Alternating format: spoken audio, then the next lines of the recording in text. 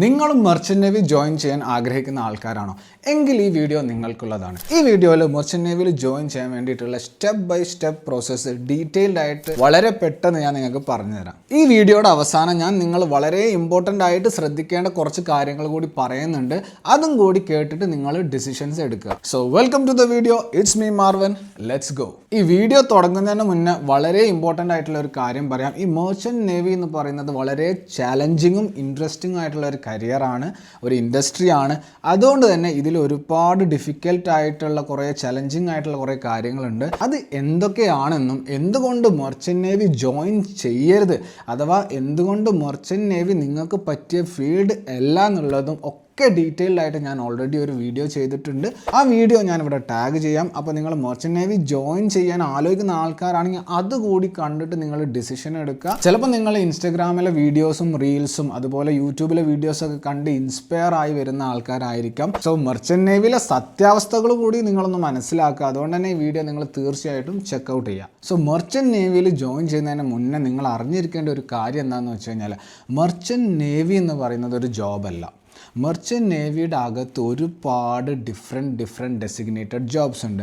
For example third officer, second officer, chief cook, AB, OS, engineer, chief engineer, captain, അങ്ങനെ ഒരുപാട് different designations ഉണ്ട്. നിങ്ങൾ മനസ്സിലാക്കേണ്ട ഒരു കാര്യം എന്താണെന്ന് വെച്ച് കഴിഞ്ഞാൽ നമുക്ക് ഒരുപാട് ടൈപ്സ് ഓഫ് ഷിപ്സ് ഉണ്ട്. ക്രൂസ് ഷിപ്സ് ഉണ്ട്, കണ്ടെയ്നർ ഷിപ്സ് ഉണ്ട്, ബൾക്ക് കാരിയേഴ്സ് ഉണ്ട്, ഓയിൽ ടാങ്കേഴ്സ് ഉണ്ട്, അങ്ങനെ ഒരുപാട് ഷിപ്സ് ഉണ്ട്. അപ്പോൾ ഓരോ ടൈപ്പ് ഓഫ് ഷിപ്പിനനുസരിച്ച് അതിലുള്ള ഡെസിഗ്നേഷൻസ് കുറയാനും കൂടാനും ചാൻസ് ഉണ്ട്. ബട്ട് ഈ കാണുന്ന എല്ലാ ഷിപ്സിലും എന്തായാലും ഉണ്ടാവുന്നുള്ള ഉറപ്പുള്ള 3 ഡിപ്പാർട്ട്മെൻറ്റ് ഞാൻ നിങ്ങൾക്ക് പറഞ്ഞുതരാം.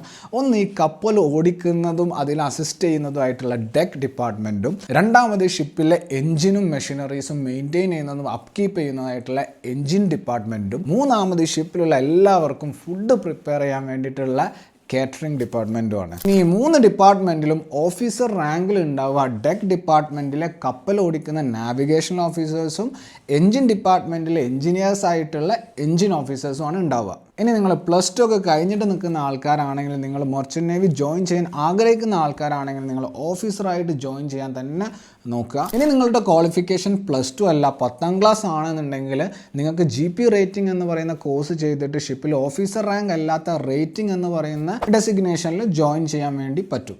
സോ ഞാൻ ഇന്ന് നിങ്ങൾക്ക് പറഞ്ഞു തരുന്നത് എങ്ങനെ മെർച്ചന്റ് നേവിയിൽ ഒരു ഓഫീസറായിട്ട് ജോയിൻ ചെയ്യാം എന്നതാണ്. അതിന് ഏത് കോഴ്സാണ് നിങ്ങൾ എടുക്കേണ്ടത് എന്നുള്ളത് ഞാൻ നിങ്ങൾക്ക് ആദ്യം പറഞ്ഞു തരാം. നിങ്ങളുടെ ഇൻട്രസ്റ്റ് കപ്പൽ ഓടിക്കുന്ന നാവിഗേഷൻ ഓഫീസർ ആവുക എന്നുള്ളതാണെങ്കിൽ നിങ്ങൾ എടുക്കേണ്ട കോഴ്സ് ഒന്നെങ്കിൽ ഡിപ്ലോമ ഇൻ നോട്ടിക്കൽ സയൻസ് അല്ലെങ്കിൽ BSc ഇൻ നോട്ടിക്കൽ സയൻസ്. ഇനി മറിച്ച് നിങ്ങളുടെ ഇൻട്രസ്റ്റ് കപ്പലിൻ്റെ എൻജിൻ മെഷീനറി സൈഡിലേക്കൊക്കെ ആണെങ്കിൽ നിങ്ങൾക്ക് എൻജിൻ ഡിപ്പാർട്ട്മെൻ്റ് ആണ് ജോയിൻ ചെയ്യേണ്ടത് എന്നുണ്ടെങ്കിൽ നിങ്ങൾ BTech ഇൻ മറൈൻ എഞ്ചിനീയറിംഗ് എടുക്കുക. സോ കോഴ്സുകൾ നിങ്ങൾക്ക് ഇപ്പോൾ ക്ലിയർ ആയല്ലോ. ഇനി നമുക്ക് എലിജിബിലിറ്റിയിലേക്ക് പോകാം. എലിജിബിലിറ്റി നമ്പർ 1, നിങ്ങൾ +2 എടുത്ത സ്ട്രീമിൽ ഫിസിക്സ്, കെമിസ്ട്രി, മാത്സ് ഉണ്ടാവണം.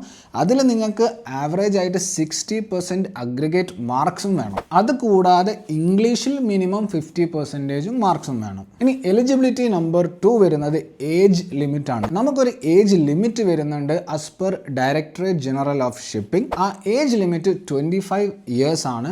അത് ആലോചിച്ച് നിങ്ങൾ ടെൻഷൻ അടിക്കേണ്ട. ഇത് വരുന്നത് അഡ്മിഷൻ കഴിഞ്ഞിട്ട് at the time of commencement of the course ആണ്. അതായത് കോഴ്സ് തുടങ്ങുമ്പോൾ നിങ്ങളുടെ വയസ്സ് 25 വയസ്സിന് താഴെ ആവണം. ഇനി ഈ ഏജ് ലിമിറ്റിന് സെൻട്രൽ ഗവൺമെൻറ് കുറച്ച് റിലാക്സേഷൻ ഒക്കെ കൊടുക്കുന്നുണ്ട്.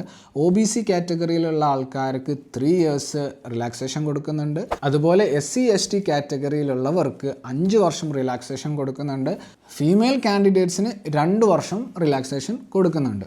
സോ നിങ്ങൾ എഡ്യൂക്കേഷണലി ക്വാളിഫൈ ചെയ്തു, ഏജ് ലിമിറ്റിൽ ക്വാളിഫൈ ചെയ്തു. ഇനി അടുത്ത എലിജിബിലിറ്റി വരുന്നത് മെഡിക്കൽ ഫിറ്റ്നസ് ആണ്. ഇത് വളരെ ഇമ്പോർട്ടൻ്റ് ആയിട്ടുള്ള ഒരു ആസ്പെക്റ്റ് ആണ്. ഇന്ത്യയിൽ DG ഷിപ്പിങ്ങിൻ്റെ കീഴിലുള്ള ഏതൊരു കോളേജിലും നിങ്ങൾ അഡ്മിഷൻ എടുക്കുകയാണെങ്കിൽ അതിന് മുന്നേ നിങ്ങൾ മെഡിക്കലി ഫിറ്റ് ആണെന്ന് DG അപ്രൂവ് ചെയ്തൊരു ഡോക്ടറെ കയ്യിൽ നിന്നുള്ള റിപ്പോർട്ട് ഉണ്ടെങ്കിൽ മാത്രമേ നിങ്ങൾക്ക് ജോയിൻ ചെയ്യാൻ പറ്റുള്ളൂ.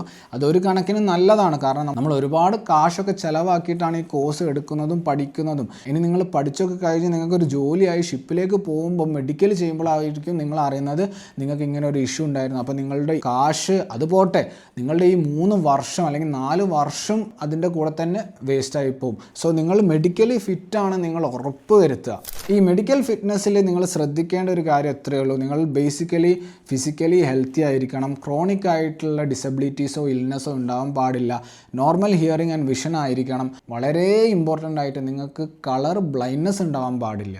സോ പിന്നെയും കുറച്ചും കൂടി അധികം കാര്യങ്ങളുണ്ട്. അത് നിങ്ങൾ തീർച്ചയായിട്ടും ചെക്ക് ചെയ്ത് ക്ലിയർ ആണെങ്കിൽ മാത്രം നിങ്ങൾ അഡ്മിഷനിലേക്ക് നോക്കിയാൽ മതി. സോ ഇപ്പോൾ നിങ്ങൾ എഡ്യൂക്കേഷണലി എലിജിബിൾ ആണ്, ഏജ് ലിമിറ്റ് നിങ്ങൾ ഓക്കെ ആണ്, ഇനി മെഡിക്കൽ ഫിറ്റ്നസ്സും നിങ്ങൾ ഓക്കെ ആണെന്നുണ്ടെങ്കിൽ നിങ്ങൾക്ക് അടുത്ത എലിജിബിലിറ്റി ക്രൈറ്റീരിയ നമുക്ക് നോക്കാം. അതാണ് IMU CET എന്ന് പറയുന്ന എൻട്രൻസ് എക്സാം.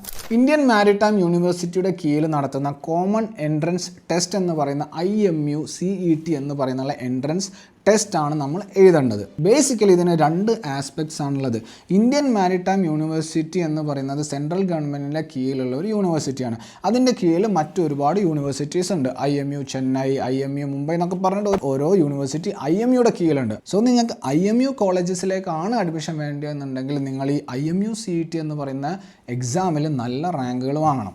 അല്ല നിങ്ങൾക്ക് പ്രൈവറ്റ് കോളേജുകളിലാണ് ജോയിൻ ചെയ്യണമെന്നുണ്ടെങ്കിൽ IMU CET ജസ്റ്റ് ക്വാളിഫൈ ചെയ്താൽ മതി. സോ ഈ ഒരു 2 ആസ്പെക്റ്റ് ഉള്ളതുകൊണ്ട് തന്നെ നിങ്ങൾക്ക് ഏത് കോളേജിലാണ് ജോയിൻ ചെയ്യേണ്ടത് നിങ്ങൾ ആദ്യം തീരുമാനിക്കുക. എന്നിട്ട് അതിനനുസരിച്ച് നിങ്ങൾ IMU CETക്ക് പ്രിപ്പയർ ചെയ്യുക. സോ നിങ്ങളുടെ പ്രിഫറൻസ് അനുസരിച്ചിട്ട് നിങ്ങൾ ചൂസ് ചെയ്യുക. സോ നല്ല റാങ്ക് ഉണ്ടെങ്കിൽ നിങ്ങൾക്ക് നല്ല IMU കോളേജിൽ അഡ്മിഷൻ കിട്ടും. ഇനി നിങ്ങൾക്ക് പ്രൈവറ്റ് കോളേജസ് ആണ് നിങ്ങൾ നോക്കുന്നതെങ്കിൽ നിങ്ങൾ IMU CET ക്വാളിഫൈ ചെയ്താൽ മതി. അത് കൂടാതെ ചിലപ്പോൾ ഈ പ്രൈവറ്റ് കോളേജസ് അവരുടേതായ എൻട്രൻസ് എക്സാമുകളും വെക്കാൻ ചാൻസ് ഉണ്ട്. ബേസിക്കലി ഞാനിപ്പോൾ പറഞ്ഞ 4 എലിജിബിലിറ്റി ആണ് നിങ്ങൾക്ക് ഒരു കോളേജിൽ അഡ്മിഷൻ എടുക്കാൻ ഡിപ്ലോമ ഇൻ നോട്ടിക്കൽ സയൻസിനും BSc ഇൻ നോട്ടിക്കൽ സയൻസിനും BTech ഇൻ മറൈൻ എഞ്ചിനീയറിങ്ങിനും വേണ്ടി വരുന്ന എലിജിബിലിറ്റി ക്രൈറ്റീരിയ. ഇനി ഇത് കൂടാതെ ഒരു കാര്യം കൂടി ഞാൻ പറഞ്ഞു തരാം. നിങ്ങൾക്ക് നിങ്ങളുടെ കരിയർ ഒന്നും കൂടി സെക്യൂർ ചെയ്യണമെന്നുണ്ടെങ്കിൽ, നിങ്ങളുടെ ഫ്യൂച്ചർ ഒന്നും കൂടി സെക്യൂർ ചെയ്യണമെന്നുണ്ടെങ്കിൽ സ്പോൺസർഷിപ്പ് എന്ന് പറയുന്ന ഒരു പരിപാടിയുണ്ട്. അതായത് നിങ്ങളൊരു കോളേജിൽ അഡ്മിഷനൊക്കെ എടുക്കുന്നതിൻ്റെ മുന്നേ നിങ്ങൾക്ക് ഡയറക്റ്റ് ആയിട്ട് ഷിപ്പിംഗ് കമ്പനീസിനെ അപ്രോച്ച് ചെയ്തിട്ട് അവരുടെ സ്പോൺസർഷിപ്പ് എന്ന് പറഞ്ഞാൽ ഇത്രയേ ഉള്ളൂ.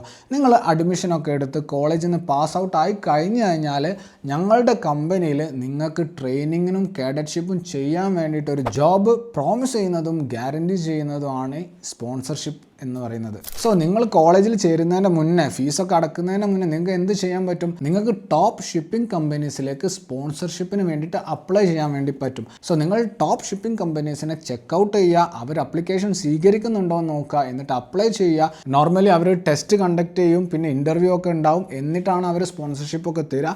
അങ്ങനെയാണെങ്കിൽ നിങ്ങൾക്ക് സ്പോൺസർഷിപ്പ് കിട്ടിക്കഴിഞ്ഞിട്ടുണ്ടെങ്കിൽ നിങ്ങളുടെ ഫ്യൂച്ചർ സെക്യൂറായി, നിങ്ങൾക്ക് ജോബിനെ പറ്റി ടെൻഷൻ അടിക്കേണ്ട കാര്യമില്ല, നിങ്ങളുടെ കരിയറും ഫ്യൂച്ചറും സെറ്റായി.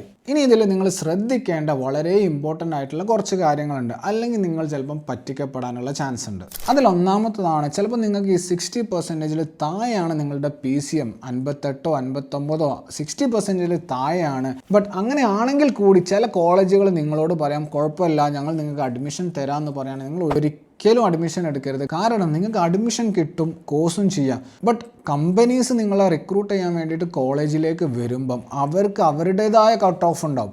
നോർമലി വലിയ വലിയ ഷിപ്പിംഗ് കമ്പനീസൊക്കെ അത് 65ഉം 70ഉം 60 ഒക്കെയാണ് വെക്കാറ്. അപ്പോൾ അവിടെയൊക്കെ നിങ്ങൾക്ക് ആ ഓപ്പർച്യൂണിറ്റി മിസ്സാവും. അതുകൊണ്ട് തന്നെ ഫ്യൂച്ചറിൽ നിങ്ങളൊരു ജോബ് സെക്യൂർ ചെയ്യാൻ വേണ്ടിയിട്ട് നിങ്ങൾ കുറച്ചൊന്ന് സ്ട്രഗിൾ ചെയ്യും. രണ്ടാമത്, നിങ്ങൾ മെഡിക്കലി ഫിറ്റ് ആണോ എന്ന് നോക്കുമ്പോൾ നിങ്ങൾ അഡ്മിഷൻ എടുക്കുന്ന കോളേജിൽ തന്നെ പോയിട്ട് അവിടുത്തെ മെഡിക്കൽ ഫിറ്റ്നസ് എടുക്കാതെ നിങ്ങൾ എന്ത് ചെയ്യുക, നിങ്ങൾ സ്വന്തമായിട്ട് ഇൻഡിപെൻഡൻ്റ് ആയിട്ട് നിങ്ങളൊന്ന് ചെക്ക് ചെയ്യുക. കാരണം നിങ്ങൾ ഓൾമോസ്റ്റ് 10 to 15 lakhs സ്പെൻഡ് ചെയ്യാൻ പോവുകയാണ്.